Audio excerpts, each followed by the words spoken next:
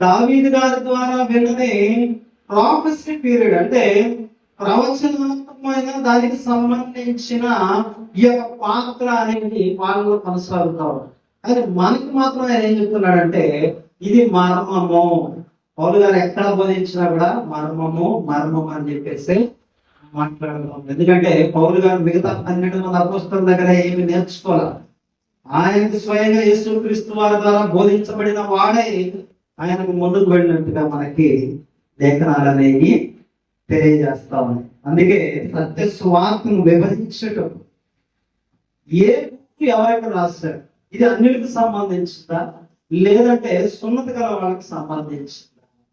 Jerusalem council గలతీ పత్రిక చదవండి, ఎఫెసీ పత్రిక చదవండి.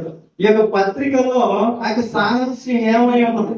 ఇదిగో నువ్వేమో అన్నిటికి బోధించు, నువ్వేమో సున్నతి గల వాళ్ళకి బోధించు, ఇద్దరు స్టేట్ తీసుకొని వెళ్ళారు కదా, అంతేనా? అంతేనండి. జెరూసలేం కౌన్సిల్ జరిగింది. మరి అలా బోధించుకుంటున్నప్పుడు పేతురు గారు అన్నిటి పత్రికలు రాయడానికి ఉందండి? అవకాశం లేదు. ఎందుకంటే పేతురు గారు సున్నతి గల వాళ్ళకి బోధ చేయడానికి నియమింపబడ్డాయి, యోహాను గారు సున్నతి గల వారికి బోధ చేయడానికి నియమింపబడ్డాయి. ఇలా మనం విభజించుకుంటే యోహాను ప్రకటన గ్రంథం కూడా మనకు చాలా సింపుల్ గా అర్థమవుతుంది. ఈ విషయాలన్నీ మనం గమనించడం, బైబిల్ అసలు ఎక్కడ ఏం జరుగుతుంది అనేది అర్థం కాక ఏదో మనం చేస్తున్నామంటే అది యోగ్యత నేర్పాలి. దేవుడు కూడా సిగ్గుపడతాడు బైబిల్ అనేది తెలియజేస్తాం. కాబట్టి మీరు కూడా పరిశీలించండి, పరిశోధించు. బైబిల్ అంతా మన చేతికి ఇవ్వబడ్డప్పటికీ ఉన్నదంతా ఎందుకు మనది కాదు. ఒకవేళ మనది కాని దాన్ని ఆ రాజస్వార్తకి ఎలా ఆపాదించి మనం బోధించుకోవాలి. మన స్వార్థలో మనం ఏ విధంగా ఉండమని పౌలు గారు చెప్తున్నారు, స్పష్టంగా అర్థం చేసుకోవాలి. ఈ పరిశోధన లేకుండా కలిపి కొట్టామనుకోండి, విశ్వాస పరిస్థితి ఏమవుతుంది?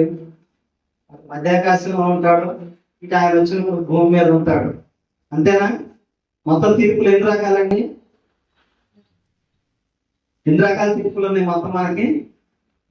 జీవ గ్రంథంలో 3 రకాల తీర్పులు ఉంటాయి.